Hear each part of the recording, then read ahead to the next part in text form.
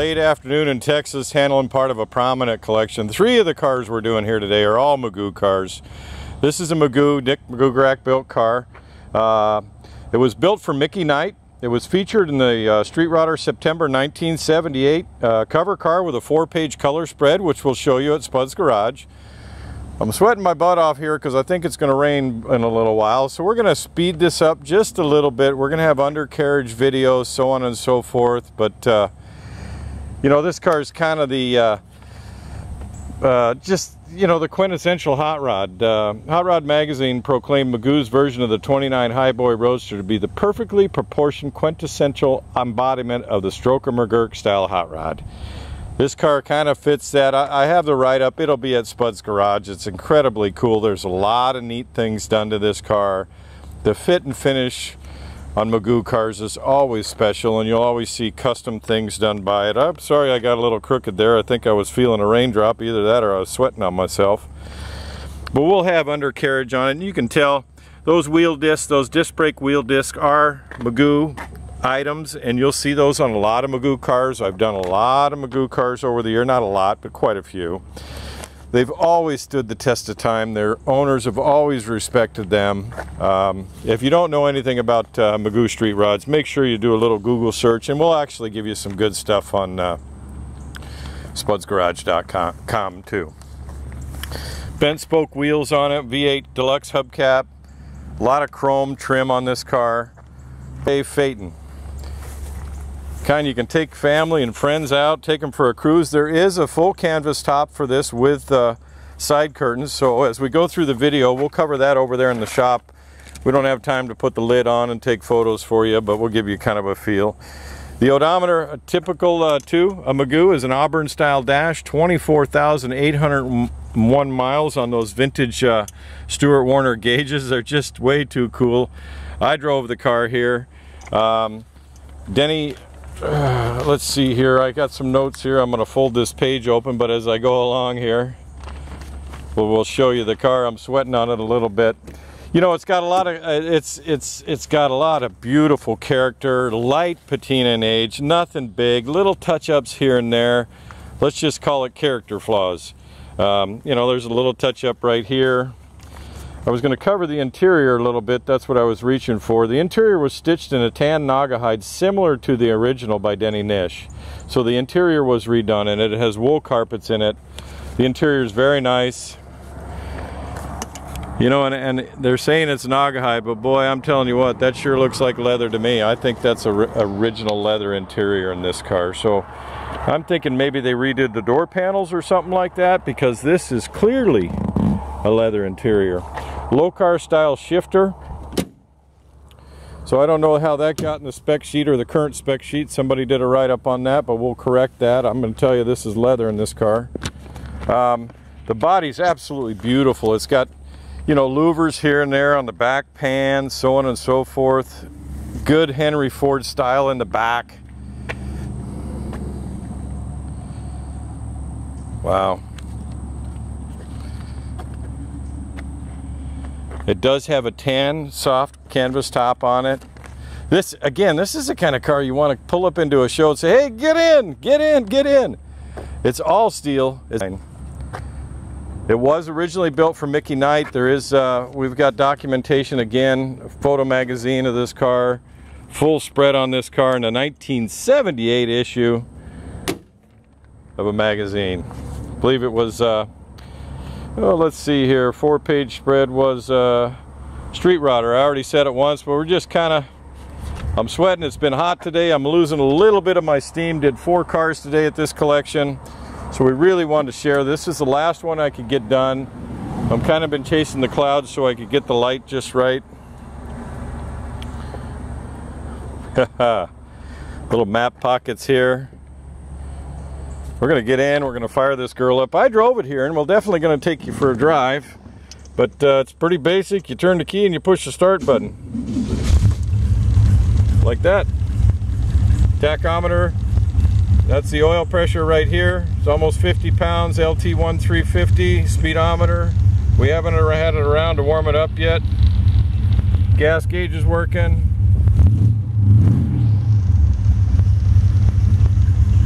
Chrome dash, nice little rose wind wings there. Wind wings. Anyway, we're thinking I'm gonna get out. I'm gonna get you, take a little better look at it, but I also want you to get in right now. You get in, hang on to the end of the video. I'm gonna cover just a ton more on this car, especially up on the lift. We're gonna take a look underneath the hood. It's an all aluminum hood, by the way. It's super lightweight, easy to lift off of here. You're looking at a 350 Chevy LT1 with ported turbo heads on it. Very nicely done, and it's well preserved too. This is an original powertrain to this car. Turbo 350 transmission, Ford 9-inch rear end, electronic cooling fan, just polished aluminum intake manifold. Looks like an Edelbrock or a Weber AFB carburetor. It is an Edelbrock. Vintage Edelbrock engine dress, breather there, ram horn exhaust manifolds. I'm talking a little fast with this one. I'm running along. I think I'm going to get rained on here, boys and girls, so slowing down as much as I can. But looks like an Accel distributor, probably with pointless ignition in it. Nice little Weber style air filter on it. Offie breathers. I think I called it Edelbrock over there. Just a great, this car has some miles on it, which makes it fun to own and drive.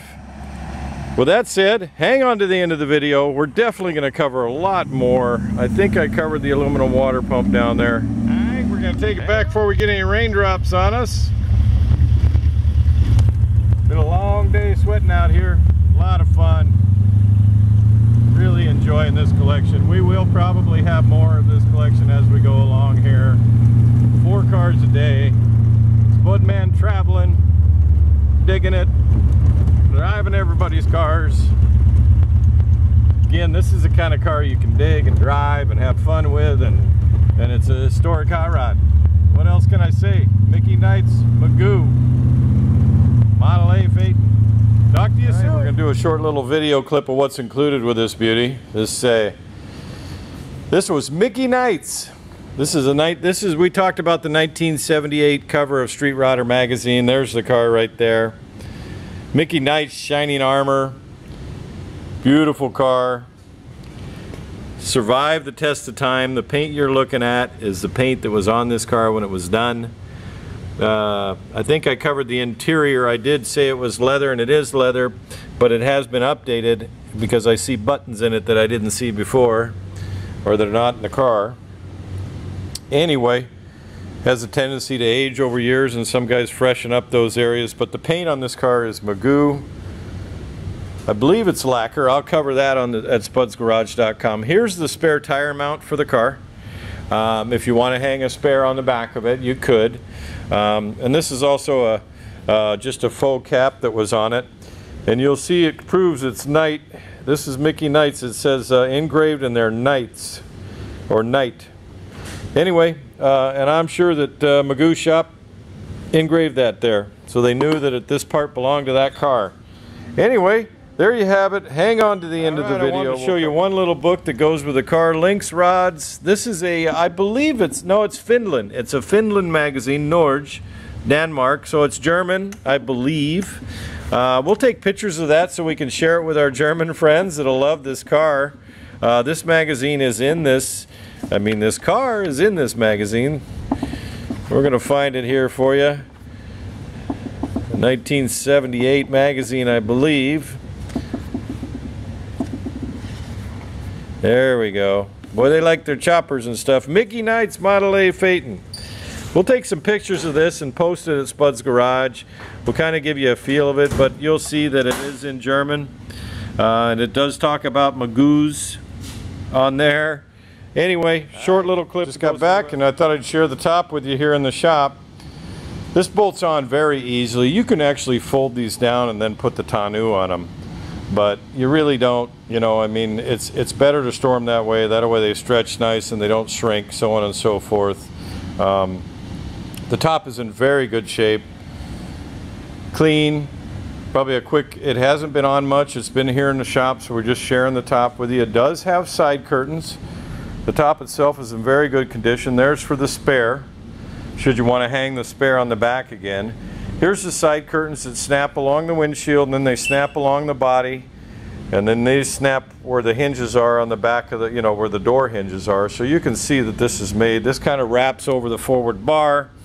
I don't know if this will clean off. There are some spots like from moisture between on the plastic or the plastic glass or the clear portion of it. You may have to replace the glass portion if you were ever going to use those side curtains.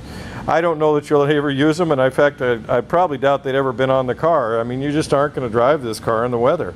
But they are there if you wanted to change that glass or pattern. The tonneau cover is here. It could be cleaned. It's got a few spider webs on it and that kind of thing, but it would cover the top nicely. There's a little, it would probably hose off just fine. However, there is a little spot right here that could either be patched or something. Looks like one of our little furry friends maybe in the shop got to it. Other than that, I don't see any holes in it, and that little section could be easily replaced. Anyway, we like to cover everything that we can. Character flaws from the years. Beautiful car. Coming, turn the key, drive this one. Talk to you later. Go to Sports Garage, hang on. We're going to take a look at the undercarriage. I promised we'd get up on the lift here and give you a good little peek of the undercarriage. This is a 70s Magoo street rod. We also have at Spud's Garage, we have an 80s Magoo street rod that's a different style, billet era. This particular rig has got a 57 Ford 9-inch rear differential in it. Coilover shocks. These custom turned metal plates that Magoo made. You'll see them have the same style of plates on the back of the other. That must have been one of his things that he does as far as shock mounts go. Chrome backing plates. These are Ford drum brakes, probably off the 57 Ford. Again, 9-inch. Got a panhard bar up here so it keeps this rear end from dancing around on you. Ladder bar style, chrome ladder bar style rear suspension. It's like polished stainless exhaust on it. You know, the thing about Magoo street rods is he built them to drive, and this car is a testament to that. It has 24,000 miles on the odometer, and it's lasted all these years. The paint on this car is very nice. There's the battery tray right there. The battery is actually underneath the driver's seat, so is a lot of the electrical on the car. Ultra flow stainless mufflers, I've never seen those before. Those are probably original to the car. Nice little dropout exhaust crossover here so you can get the tranny out if you needed to. Aluminum tranny pan. Turbo 400. Dual reservoir master cylinder there. All steel car, by the way, other than aluminum hood sides and things like that. 4-bar front suspension, buggy spring style, drop chrome tube axle. It has a steering stabilizer on it here to keep her from dancing around a little bit. Those are early vintage disc brakes on the front. Pre-Willwood, I guess is what I'd call those there. These turned metal backing plates are really what Magoo did a lot of his cars. They all had a plate that he handmade, and I believe he sold a lot of those. Or they were just specific to his car. I'd have to check on that. I know the guy to ask. Anyway, we can answer a lot of questions about these cars. We happen to know somebody that was around when these cars were built and done. This is Mickey Knight's Roadster. It's a beautiful car. Excuse me, 28 Model A Phaeton. Anyway, we're thinking you get it. We're thinking you dig it like we do. Have a great day. Go to spudsgarage.com. You're on Spuds Garage YouTube.